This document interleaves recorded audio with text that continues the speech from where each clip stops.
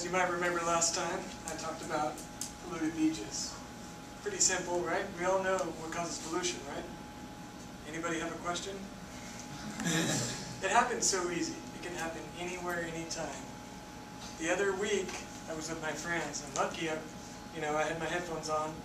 I live about 2 blocks from the beach, and I was walking, had a piece of plastic in my pocket, had my headphones on, didn't even pay attention. And the guy behind me, about 2 blocks, was like, "Hey buddy, you dropped this." Well, what do you know? The next day it rained, and that would have floated right down to the beach. And you'll see why that's really important later on in my speech. But pollution is the introduction of contaminants into a natural environment that causes instability, disorder, harm, discomfort to our beautiful ecosystem. We've got to take care of that ecosystem here in San Diego. Now, who doesn't want to go to the beach? It's a children's favorite playground. I mean, rain or shine, I still go to the beach. You got me out there surfing, maybe Pablo. You got Melody playing with her little daughter. I think, is that your daughter? No. You got all you guys building sandcastles, whatever it may be. We got to keep the beach beautiful no matter what. Okay. So, who's to blame for pollution? Like I stated before, the #1 factor of pollution is us. Not pinpointing anybody in general, but we are definitely the ones who are to blame for pollution. Now, San Diego beaches are one of the biggest beaches that are known for people leaving waste behind. I don't know if any of you grew up here, but back in the days when I was 21, drinking was allowed on the beach. And let me tell you, it was a lot worse back then. And I'm pretty glad they did outlaw that, outlaw that, because now it's not allowed. And back in that day, you'd find beer cans, vodka bottles all over the beach. Anyone here around those days? Yeah, you were? I know. So, would you want to be careful though, especially if you're leaving litter behind on those beaches?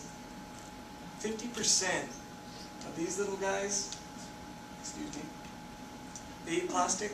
50% of them die from that. And you've got a million turtles around, million ocean turtles, millions and billions, and every single one of them, up to 50%, ingest plastic. You know what they do with that plastic? They take it right back out to the ocean, save it. Apparently some save their plastics for months and months. They act as if they want to feed it to their children. Next thing you know, they're choking on it and it's in their system. It's very unfortunate. Here we have a graph of all the dangers and everything entering the oceans. Now, as you can see, the biggest at 30% is sewage. Sewage is coming from anywhere. I mean, luckily enough, we have pretty good sewage plants here in San Diego. But as I stated before in my previous PowerPoint or speech, that sewage plants are key in other countries. A lot of them don't have it. A lot of them can't afford it. And as soon as we can help them out with the cost, we're doing good by that. But you take a look over there, 5% for litter.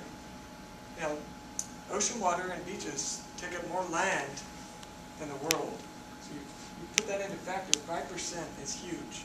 And that's just random litter that floats down from streets or left on the beach. So that's one thing you're always going to keep in mind. I've changed from doing this PowerPoint. Every time I see anything on the beach, I pick it up. Take it home with me. I don't take it home with me, but I take it to the trash can. If it's cool, I found some cool stuff. I'm thinking about buying one of those little beep beep things to find some metal down there. You never know. Could get lucky. And we all know what maritime transportation is. I've been guilty for that because my father does own a boat, and it's not very good here in San Diego with being the Navy and all, but we can't really help that. Now, as I stated before, the #1 factor was sewage.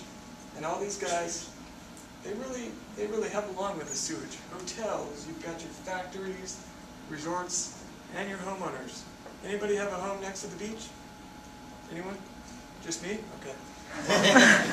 Anyways, nowadays, I've seen my mom yell at people for this. If you're washing your car in your driveway and you're just letting that water float down the hill, it goes straight to the beach, and all the contaminants from your car, oil, little gas leak, whatever it may be.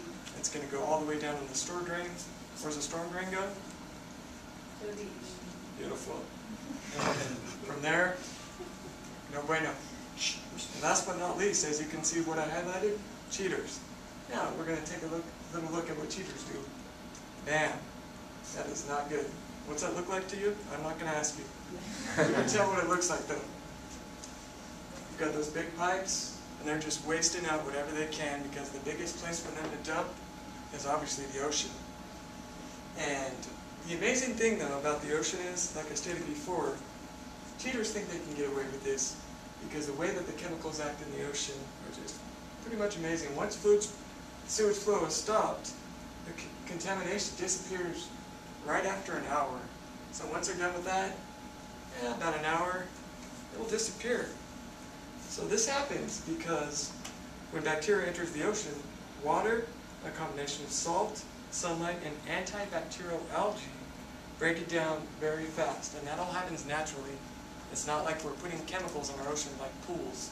You know, we got to keep our pools clean, and we have 700 gallons of chlorine. The ocean is a very unique place. And over here we have what our cheaters are very, very validly doing, which is what I just explained on my previous slide. Now, like I said, the ocean is very unique. I've been looking into what scientists study, and there's a good majority of them that cannot figure it out.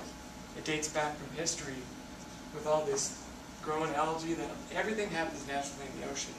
It's just a beautiful place, and it's just going to continue to do that. But the worse we get with our pollution, the harder it's going to be for that bacteria and the algae to break it down.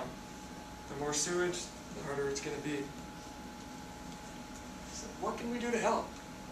Pretty simple, right? This was taken right down the street from my house. You could just go over there, anybody. Like I said before, clean up, you know?